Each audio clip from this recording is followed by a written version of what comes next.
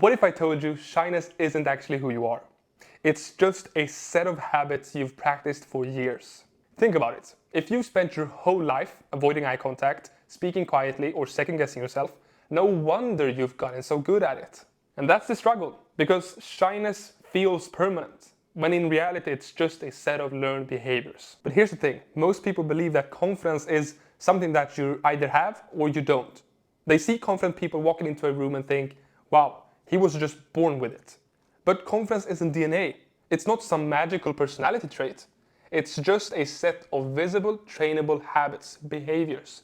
The same way shy people learn their behaviors, confident people learn theirs. And this is important. Shyness sticks because you repeat it daily. Every time you avoid speaking up, every time you look away instead of actually holding eye contact, every time you let someone else take the floor when you had something important to say, you're practicing being shy. And when you repeat that for years, of course it feels automatic. Of course it feels like just who you are. But that's not identity, that's just repetition. Hi, if you're new here, my name is Mantel. I am a communication coach and I help people improve their communication skills, to put it very simply.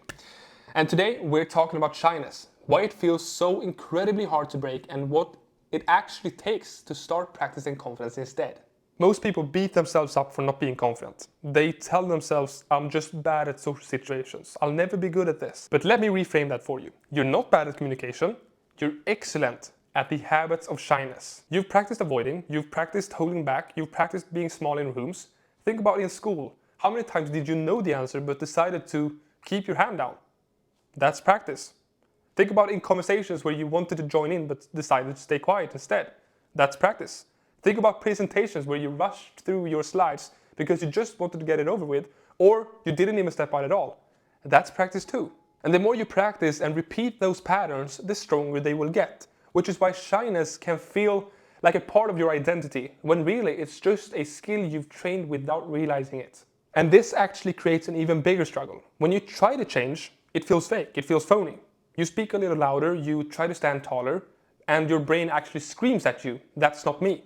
Not because you can't do it, but because you're not actually used to it. You haven't built the reps yet. You're right now stepping onto unfamiliar territory. So it feels unfamiliar for you to practice these confident behaviors. And that's just it. That's why it's so difficult for you. So here's the real pain of shyness. It convinces you that you're broken, when really you're just well trained in one direction and not the other. So if shyness is learned behaviors, then confidence is the same, right? It's not magic, it's not personality, it's a set of behaviors that you can actually start practicing. But before we get into the practice, let's actually talk about some of the core habits that signal confidence. I've decided to pick up 5. There are multiple more out there, we can take that for another video, but let's do these ones for this video, so we make it quite short and concise for you.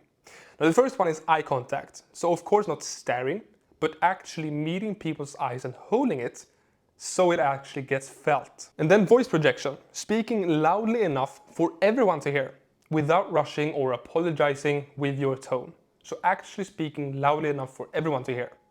And then open body language, so shoulders back, actually chest open, hands visible, so you're not actually folded in, you're not making yourself look small, you're not hidden. And then decisive movement, so actually walking with purpose, turning your head with intent, not shuffling nor fidgeting with your hands. Then we have clear statements, saying what you think in full sentences without weakening it with a bunch of fillers like, if that makes sense, or that's just my opinion. You've seen this before. Think about the colleague who speaks with a steady voice and open posture. Even if they're not the smartest in the room, people listen. Why? Because their behaviors signal confidence. And just like shy behaviors, these get stronger with practice. Now, the first time you actually practice these behaviors, it will feel fake. You will feel like it's not you. People will see right through it. But that's only because your brain is used to shy patterns. So remember, you've spent years reinforcing those shy patterns. Confidence feels unnatural at first because you haven't built the reps yet. It's like going to the gym for the first time. The movement feels weird, your body resists, everything is awkward, but you keep practicing and eventually your muscles actually grow. So confidence works the exact same way.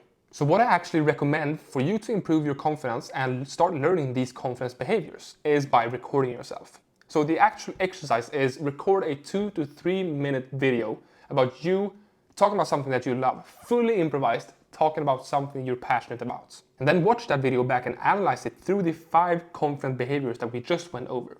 So eye contact. Are you looking at the camera when you're speaking, or are you always looking away? Voice projection.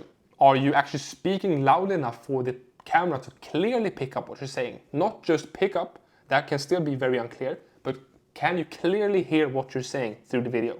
And then open body language. Do you have your shoulders back, chest open, hands visible, or do you look folded, hidden, small when you're speaking? And decisive movement. Are you moving around with purpose? Are you moving around at all?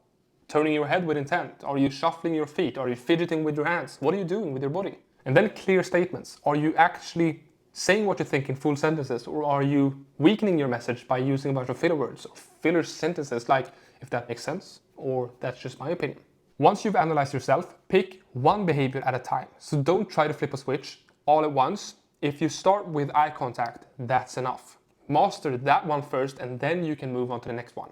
And remember, you can practice these in low-stakes situations, at a grocery store, talking to a barista, asking someone for directions. You definitely don't need a big TED stage to practice confidence. You can build it every moment that you feel comfortable with. And then finally, make it a game for you. So instead of judging yourself, track the reps you put in, just like you would do at a gym. How many times did you actually project your voice today? How many times did you hold eye contact in conversations today? The goal is not perfection, the goal is repetition. That's how you actually retrain your habits. So I'm saying it once again. The truth is, you're not a shy person. You're just a person who has practiced shy behaviors for a very long time. And confidence isn't a personality trait that other people got lucky with. It's just another set of behaviors. If this hit home for you, hit subscribe. I share new videos like this every single week to help you improve your communication skills and build that confidence that lasts over time. And if you actually want to take this a step further and go a bit deeper, you can now work with me directly in my community. You can join that via the link down below. See you in the next video. Bye bye.